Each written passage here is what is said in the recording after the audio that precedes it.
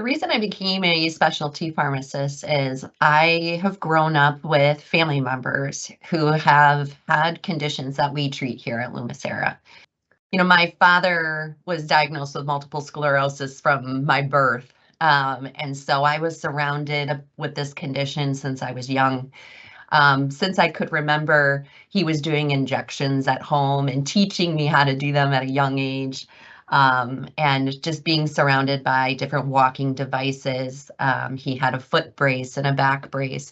All those things just came secondary to me as I became a pharmacist and saw the role that the medications that he took, played a role in his life and his quality of life.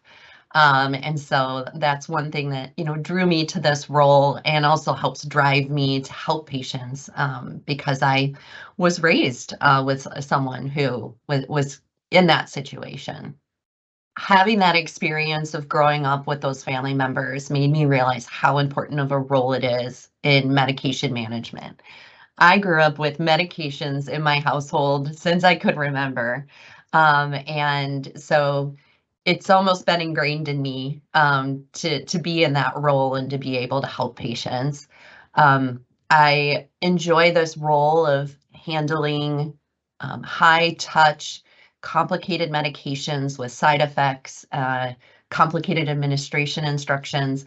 And so, the complexity of it, in addition to the personal connection with family, is really what drew me to specialty pharmacy.